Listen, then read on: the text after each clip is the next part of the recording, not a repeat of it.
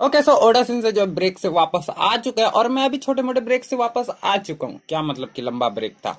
खैर उस पर बात नहीं करते क्योंकि अगर मैं उस पर बात करने चल गया तो तुम सब कमेंट में सिर्फ गालियां दोगे। सीधा टॉपिक पे आते हैं और बात करते हैं चैप्टर 1104 के स्पॉइलर के बारे में। बिकॉज मैंने आज सुबह सुबह ये स्पॉइलर पढ़ा और वो पढ़ते वक्त मुझे सच में मजा आया। पहले निकल के आता है चैप्टर का टाइटल जो कि दिया गया है थैंक्स डैड, और ये चीज किसको दर्शाता है तुम सब जानते हो। एंड सुपरमैन फादर आ चुके हैं अपनी बेटी को बचाने के लिए। उनकी बेटी को जो है सैटर्न मारने वाला था बट कुमा आके वो चीज रोक देता है। प्लस अगर तुमको याद होगा पिछले चैप्टर में कुमा लास्ट वाले पैनल पे सैटर्न के ऊपर एक खतरनाक सा अटैक कुमा करने वाला था और उसका पंच देख के मुझे व्हाइट बियर्ड के ट्रिमर फ्रूट की याद आ रही थी। पर यहाँ पर क्या होता है, क्या वो हिट लगने में कामयाब होता है, क्या सैटर्न को डैमेज पहुंचता है, क्या क्या चीजें होती है, वो सब स्पॉइलर में पता चलता है। आगे चलते हैं स्पॉइलर की तरफ जहां पर हमें बताया जाता है कि कुमा वो पंच सैटर्न को मारने में कामयाब हो जाता है। ये सब देख के सभी कोई हैरान थे बिकॉज वहां पर कुमा आ गया था और कुमा का ये कारनामा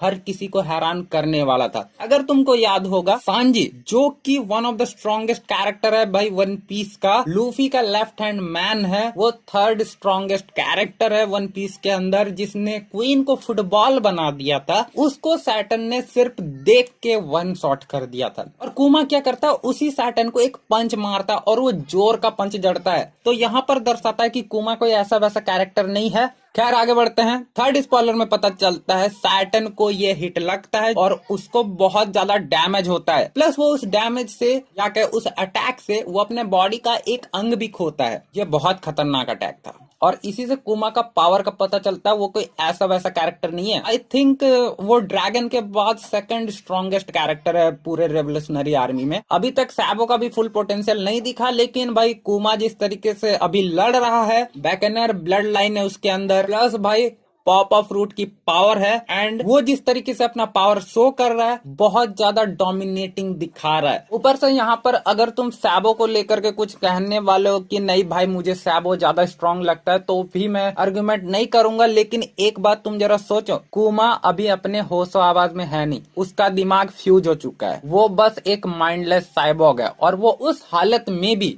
अगर सैटर्न को जो कि वन पीस वर्ल्ड का one of the strongest character है, उस कैरेक्टर को इस तरीके का डैमेज दे पा रहा है, मतलब ये दिखा रहा है कि कुमा कितना ज्यादा स्ट्रांग है। खैर हम यहाँ पर पावर बैलेंस की बात नहीं कर रहे और ना ही दोनों को भिड़ाने वाले, बिकॉज दोनों ही कमाल के कैरेक्टर है और कुमा का मैं फैन हो चुका हूँ। यहाँ पर पता चलता है किजारू उठ जाता है। याद होगा लूफी वर्सेस किजारू का बैटल चल रहा था, जिसको मैं बैटल भी नहीं कहूंगा क्योंकि लूफी किजारू के पीछे पड़ा था, किजारू डॉक्टर वेगापंक के पीछे पड़ा था एंड फाइनली एक खतरनाक कमाल का हिट लूफी किजारू के ऊपर दे मारने में कामयाब हो पाता है, जिसके बाद लूफी का भी टाइम वगैरह थोड़ा खत्म हो जाता है और वो थक के चूर होकर के पड़ा हुआ था। और पिछले चैप्टर में याद होगा वो कुछ खाना ठूस रहा था एंड आई थिंक वो खाना उसको शायद कारिबू खिला रहा था, बिकॉज बाकी के स्ट्रॉ हेड पायरेट तो हम सबके सामने दिख रहे थे और कारिबू कोई स्ट्रॉ हेड पायरेट का मेंबर है नहीं, तो वही एक बंदा हो सकता है जो अपने अंदर बहुत सारा खाना स्टोर करके रख सकता है और वो लूफी को लाके खिला सकता है सबकी नजरों से बच करके। खैर उस पर हम लोग जाएंगे नहीं क्योंकि ये स्पॉइलर से कोई रिलेटेड है नहीं, ना ही चैप्टर से रिलेटेड है। रहा बात किजारू का, तो किजारू भाई उठता है और वो फिर से स्ट्रॉ हेड के ऊपर हमला करना चालू कर देता है। आगे हमें पता चलता है जो स्ट्रॉ हैट है वो अब मूव कर सकते हैं। रीजन दिया गया सैटर्न को डैमेज पहुंचने की वजह से। स्ट्रॉ हैट पायरेट आजाद होने के बाद सबसे पहले वो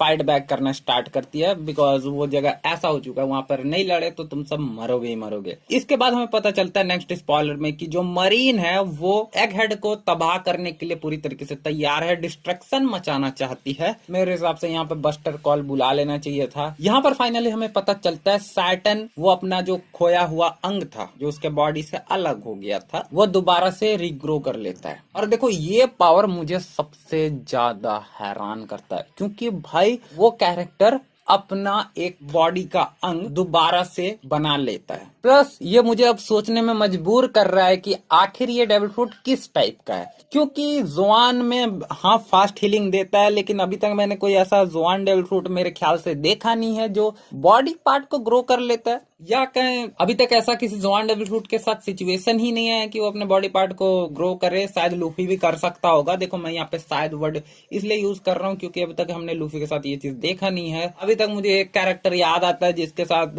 ऐसा हुआ था, बहुत ज्यादा तगड़ा वाला डैमेज दिया गया था उसको, लेकिन वो दोबारा भाई रीग्रो हो गया था। मैं बात कर रहा हूँ आरामाकी का।